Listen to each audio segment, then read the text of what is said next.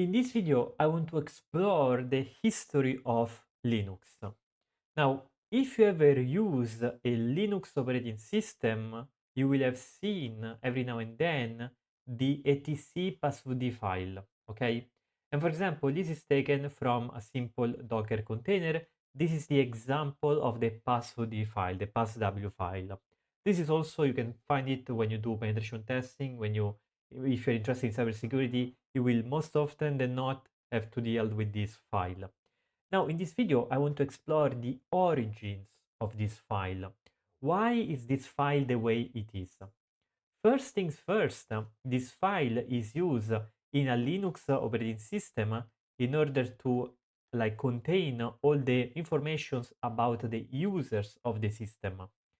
So it is done for user management. It is used for user management, for containing all the different user information. Now the question is, why does it follow this particular format?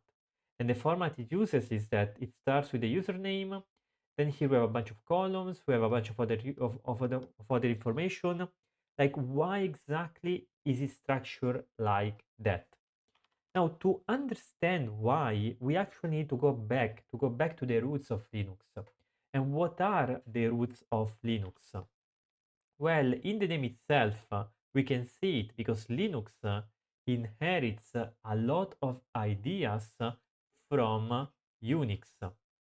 Now, Unix was an operating system developed at Bell Labs between the 70s and the 80s, and it was revolutionary. A lot of concepts were introduced while developing this operating system, including the language in which it was written, which was C, the C programming language. It's a great language that we still use to this date. Now, how do I want to explore these origins? Well, actually, here I have the login.c command. Okay, now this login.c is a C code that was present in the Unix v6 release. Okay, and I will leave some links in the description where you can download and read this code. So yes, we do have access to the code of Unix. It was not strictly free software. It was actually licensed, and there was a lot of things about it in terms of licensing versus free software and open source. But we still have access to the code. Okay, we can still read it. And the really cool thing about this login program is that this login program read from the passwd file. So to understand the origin of passwd, we actually need to look at the logic which was used to parse it and to use it for implementing the login functionality, which is exactly found in login.c. And this is something that is more general in computer science. Like anytime you have a data format, okay, you also need to have logic. You also need to have logic that is able to read and write into that particular format, okay? So in this case, this login.c implements the operation required to read from the passwd file and authenticate the users, okay? So in this video, I want to give you an overview over this particular program, and I suggest you that you take your time to read about Unix source code if you really want to understand computer science from its beginnings, from its historical inception, right?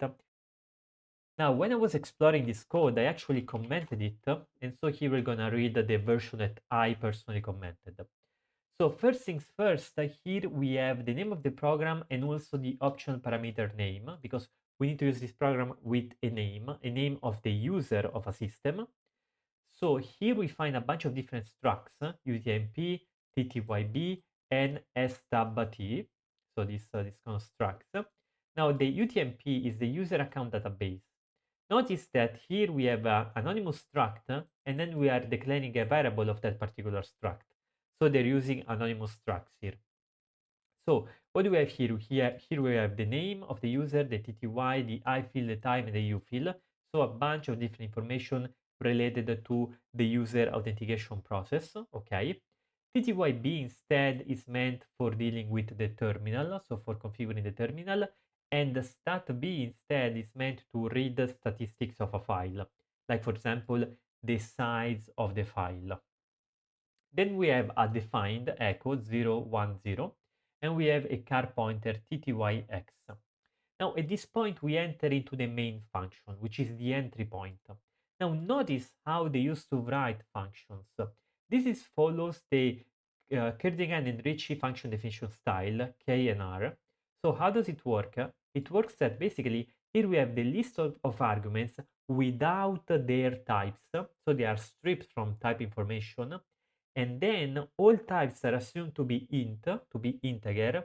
If a type is not integer, we have an appropriate type definition afterwards. For example, argc, argv, and then we say, okay, argv, that's a pointer of cars. That's a car double pointer, okay? So that's how we define the main entry point. Now in this code, notice that this code is not really that many lines of code. Here we're talking about what? About, so this is the main function, then we have the get pw entry function, and finally we get the column function. So we have 3 columns for about 300 lines of code, which is extremely readable. You know, it's extremely elegant and beautiful. So let's see what we have here. Here we have a bunch of variables that we use throughout the function. We have a local buffer of 128 characters and one of 9 characters. We have a bunch of car pointers and we have a bunch of integers. First things first is that we ignore all the signals, so sequit and sigint. Then we set the process to highest scheduling priority. So this is the niceness. The niceness has to do with the fact that the CPU, of course, is required by many different processes, which means that the operating system has to decide, okay, to which process should the CPU go to, and by increasing the niceness, we pretty much tell the operating system, give priority to this login process, okay? That's the idea. Now, in early Unix, we have terminal devices that were named like dev tty0, dev tty1, and so on and so forth. Now, if you ever heard the phrase that in Linux everything is a file, this thing actually derives from Unix, okay? It was in Unix where different people, including Ken Thompson, introduced this idea of device drivers and of using the file system as a general abstraction to interact with different devices. For example, with terminal devices, okay?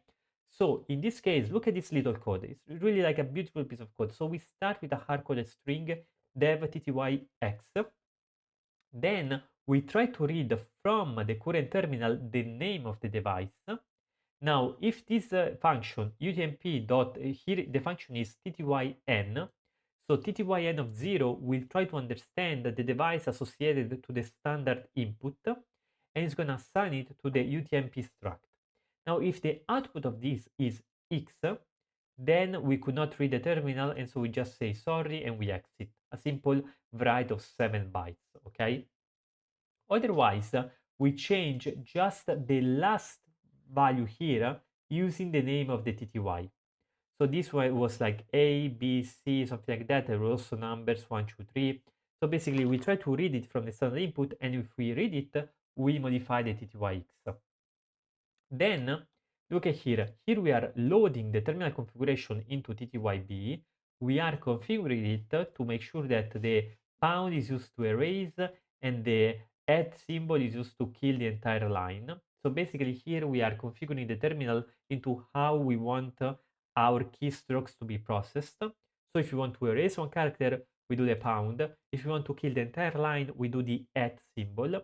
And finally, we write this terminal configuration to the TTYB. What we do is we load this into the TTYB struct, okay, using the pointer.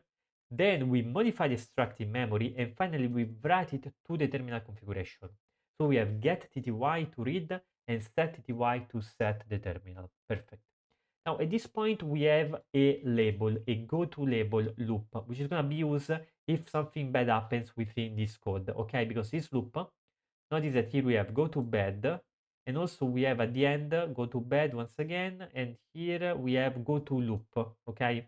So sometimes we have to loop again into this code. Perfect. And here is bed. Basically, bed just says login incorrect, and we jump to go to loop. This means that the login process is like it's a loop, where sometimes we go to bed here, but bed just goes back to loop, so that we just loop around, unless we actually execute the shell for the user, unless everything is working fine. So basically that is the main loop. Now what does it happen in this main loop? Well, first things first, we need to read the input of the authentication process, and the input of the authentication is the username and the password. Now to read username or password, we have two choices, either interactively or from the command line, okay? So basically what we do here is we take the pointer that points to the name buffer and we check if we receive the name from the command line, we just copy it into this particular buffer from the command line. So look at this, with np we save the string from the command line and we perform a copy. Now this copy makes sure that we have bytes to read with this difference of np. So if you arrive at the null byte, we stop. And also it makes sure that we write at most 8 characters, okay? So that's basically the idea. And of course, here we're using pointers also to count, because look at this. utmp.name is the start of the pointer. Namep instead is the pointer that is incremented, and it is incremented in this operation. So in this operation, what we do is we dereference the namep pointer to access the character. We to access that memory location, we write into that memory location the np value, the reference, and then we increment the pointers basically. So we are doing this kind of work, this kind of thing, and after that we finish the copying, and then we just set argc of 0. Otherwise, we have to actually ask interactively for the user input. So this first from the command line, this one is interactively. So we write the prompt name, and then we keep reading using the getchar function, which is not defined in this particular code, but it is put by the linker. So it is linked together by the linker into the final executable. So into this getchar, we read until we meet a new line, okay? If we read something that is equal to 0 or less than, we do exit. Otherwise, if we still have space, so if name p is strictly less than utmp.name plus 8, we write it into the buffer, okay? So two different ways of writing into the buffer. One's copying from the command line, the other is asking interactively the client. Regardless of the way in which we copy the name, at this point, right now, we do have the name of the user, okay? And here we add some padding to the name. So in case the name we read is actually less than 8 characters, we're gonna fill it up with white spaces, okay? So that's the idea. At this point, we execute this function, get pw entry, okay? So this pw entry takes the pointer to the name, to the buffer that holds this pointer, the name of the user, and also takes another pointer to the pbuff, okay? Now the pbuff is defined locally in this particular main, and the pbuff will actually contain an entire line from the from the passwd file, okay? So remember the format of the passwd file, right? So here I have a docker, and within this docker I can just do cat etc passwd. So at this point our objective will be to read one line from this file, okay? That's the idea. So this is done by the get pw entry function, and the line that will be read will be put into the pbuff, okay? If we cannot read it, however, if it returns 0, if it returns something different than 0, is we go to bed, okay? Because we were not able to read it. So if this returns something that is different than 0, basically, okay. So at this point, let's ask ourselves, okay, how does this get pw entry works? And here we have our method, right? So that's it. Yeah. So what do we do? Well, first things first, here, as we can see, typical function definition, name buff, they are both different and integer, so we must explicit the type here. We must put the type explicitly. Here we have an extern fin, okay? Because then this variable is actually, is not defined in here. Here we're just referencing it. It is actually defined in another file, and the linker we fill up with its value, okay? Now, fin is used as sort of like a file descriptor, because here we are opening the etc passw, okay? If the opening goes wrong, we go to ret, And when we go to ret, basically, here, we are just closing the different descriptors and we are returning. We are returning a value that in this case r is, let me see here, it was defined as 1. So we're going to return a different than 0, and so we will have an error, okay? So that's basically the idea at this point. Now, instead, if we're able to read, to open the etc passwd file, at this point we have a reference to this file, okay? So what do we do? Well, here we are using two variables, gnp and rnp, name and buff. So basically, we keep reading the file. Now, notice this get char. Before this get char, we use it to read interactively the name of the user here in line around, this is line 94, okay? At this time, however, get char is used after we open this kind of file and after we overwritten the fin descriptor. This means that this one is going to be read from the file, not from the standard input, okay? It's something important to understand when reading this code. So we are reading single characters from the file until we reach new line, okay? Now, if something goes wrong because we cannot read it, we're going to go to ret. So we're going to reset and we're going to return. Otherwise, we fill up the RMP buffer, okay? Perfect, with the various characters that we read. At the end, once we reach the new line, we're going to put the null byte into the RMP to finish up the entire line. Perfect. Now, at this point, we have the check. This check will make sure that the line we read is actually meaningful with respect to the username that was previously input into the system. So what does it mean? It means that at this point we do know the name of the user because it is given to us as a parameter. So what we do is we check, wait a second, but is this line meaningful for that particular name? And how can we do that? Well, remember that the first portion of the passwd file actually contains the username, okay? So for example, I login as root, which means that the first line is actually going to be read by the program, okay? So that's the idea. Now, how does this check work? We find the first character that differs between our name that we have and the first portion of the file, and then we check why the character differ, basically. And here I put a little comment. So the check will fail in the following conditions. The character that stops the comparison is not a space, okay, so this is not a space, and the comparison stops before consuming the 8 character input field. And so we are before the 8 character input field.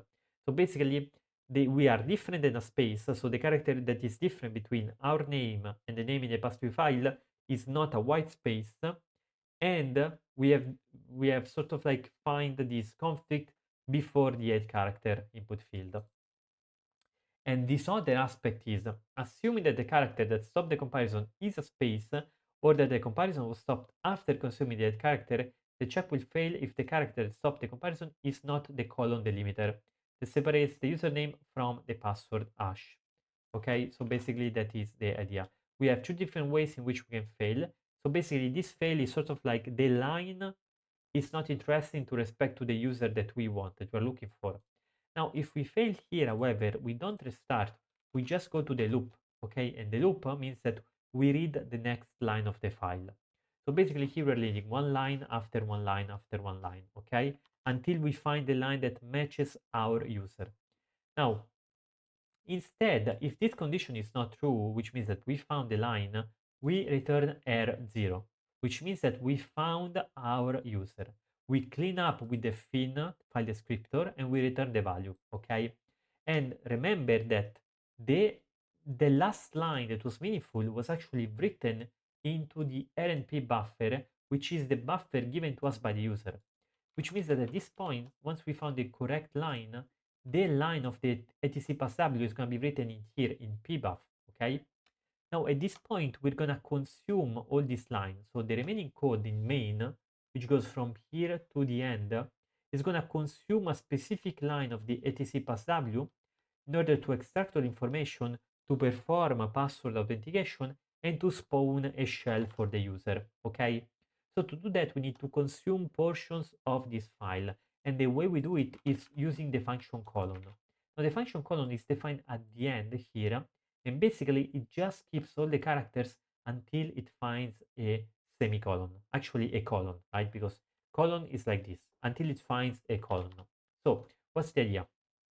We point to the buffer that contains the entire line of the passw, and we iterate through this line until we meet the colon. So if you are different from the colon, we're gonna increment the RP file. Now, if we find a null byte, it means that we have a bad passw file, okay? And then we exit. If we don't find a null byte, we just keep incrementing until we find a column. Once we find a column, we're actually gonna override that with a null byte, and we're gonna increment RP again, and we're gonna return the new RP. What does it mean? It means that when I start column, let's say that I have two buffers. I have buff1 and I have buff2. So before starting, I'm gonna give buff1 as input here.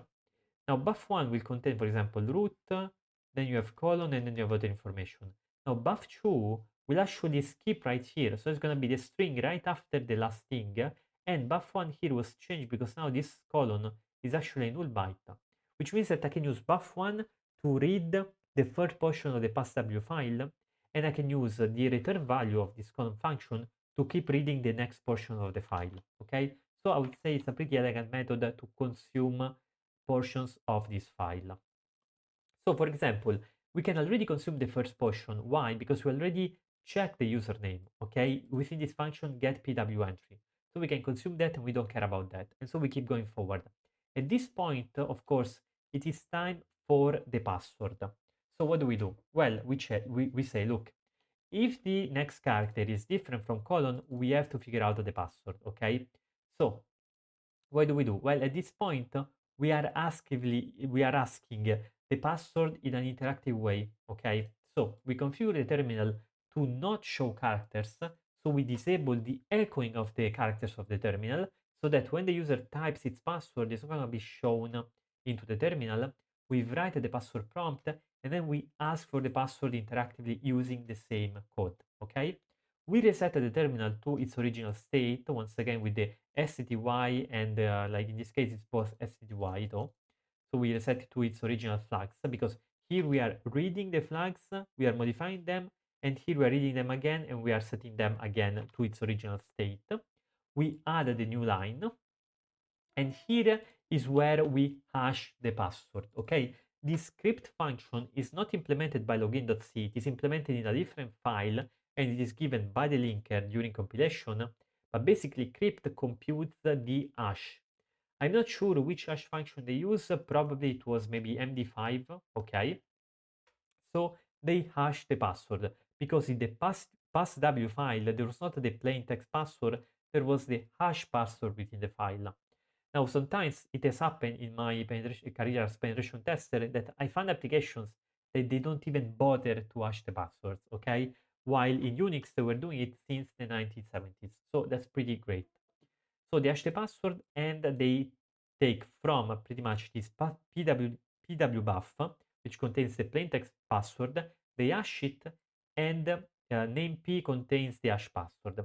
Now at this point, they will compare the hash password obtained during the computation with the one saved in the passw file, okay? And authentication is valid only when the first character that changes in name p is a null character, and the first character that changes in NP is the colon. So they go forward until, and then they check if this condition is true, which means the character that changes in NP is different than null, and the character that changes in NP is different than colon. If this condition is true, it means that we don't have authentication. We have a bad authentication, okay? We go to bed, and when we go to bed, we're going to loop it again, because we're going to say login incorrect, loop again. Basically, this happens when we use the wrong password. Simple as that. At this point, after this, we actually know for sure that the user has put the correct password. And so what do? Well, here we're consuming the hash. Here we are reading the UID and GID, which has the user identifier and the group identifier. And look at this beautiful code to read the identifier. Now, within the file, the passw file, the identifiers are put as ASCII bytes, okay? And with this code, we're going to linearly create the number, the associated number, okay? So it means that if we have 4321 as ASCII, UID after this loop is going to contain 4321 as number. And they do this work with the times 10 plus minus 0, so very elegant pattern. And they do the same for GID, okay? Then we skip this field in the middle, which is a comment field, okay? So at this point, with respect to our password file, what do we have? We have the first one, which is the user.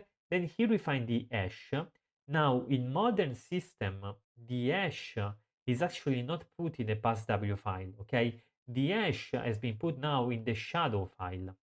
And this is one of the things that change from the Unix time. And this is why here we get an X at this point, okay? Here we get an X. So here we have the X for the hash, then we have the UID, the GID, and then here we have the comment field. This which just contains the user repeated, basically. So that is the comment field. So we skip the comment fields because we don't care about that.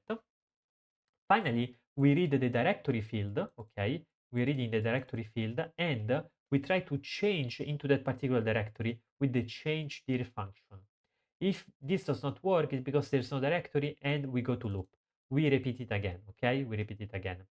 At this time, we recorded the login time, that was the time that we did the login. And then here we log in two different log files for the login. Now, the first log is not trivial because the first log file is not append only. Basically, the first file just contains one line for each terminal. And basically, it just says like, okay, user X login using this terminal, which means that to write into this file, first of all, we need to open it. Then we need to find the correct index in which to move, and this depends also on the TTY that we are using. And then we do a seek specific to that index, and then we write to that particular index, we write 16 bytes, which corresponds to all the information that we wanted for that user.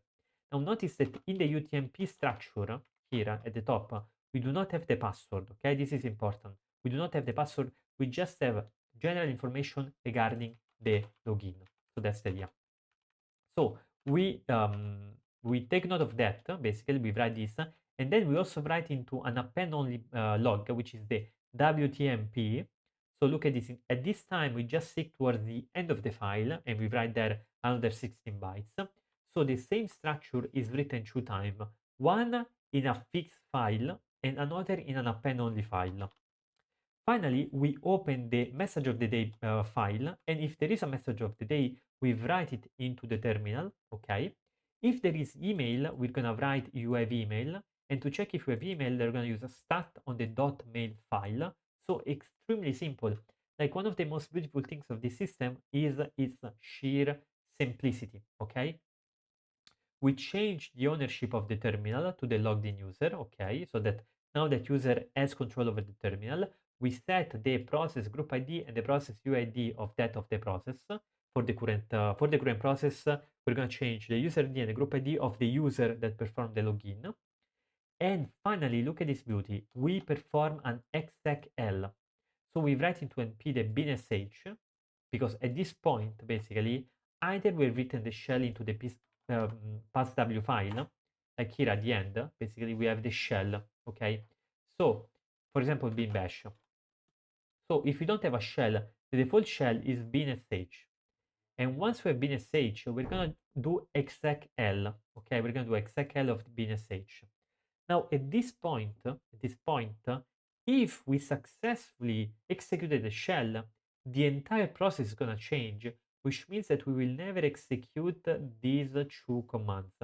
Because if everything went well with the execl, we are literally replacing the current process image with the program that we put in there, right? And so we are good. We don't need to execute these two more because the process being executed will change immediately. Instead, if something went bad, we're still going to keep the current process, which means that we're going to write no shell and exit. So it means that here we do not need to branch out because if everything goes well, the process itself will change and we will load the code of binsh and actually execute the shell. Okay? Now, I hope I will not too fast about it. I try to not be too slow either, so there will be some pace. But basically, what I suggest you to do is read Unix source code because it is extremely fascinating. If you ever look at a passwd file and you ever wonder why is it like this, it is because in Unix they did it like this, and it is because Linux inherits from Unix a lot of ideas, and so basically that's why we have the passwd file like that. Of course, in Linux, they also introduce more components to perform login. I mean, now there is the the password authentication module, the PAM, which makes login a bit more complex, right? Because there could be multiple sources of login, right? I mean, login can use multiple sources. For example, you can use the passwd file, as it was in Unix. It could use an LDAP server. It could use other things, right? But the origin of the passwd file, which was used to authenticate users, is found in this logic. In computer science, you always have data formats and you also have parsing logics. You have instructions that read a specific file format, and the two things go hand in hand. Here, I've just explained the login.c program, which explains by itself the format used within the passwd file. And that's it. I hope this video was interesting. I hope it got you thinking about Unix. In the future, I want to do more videos where I explore Unix origins and Unix code bases because I think it's really, really interesting. So if you want to support my work, by the way, there's a Patreon, links in the description. Lately, I've also started an OSCP preparation study group if you're interested in obtaining the OSCP certification. And in general, I post about cybersecurity, programming, and things of the sort. So I always try to go in depth because that's I think where the value is. That's what I want to do here in YouTube and in general in my teaching activity. Now, thank you very much for watching. If you have any feedback, please leave it in the comments and see you to the next video.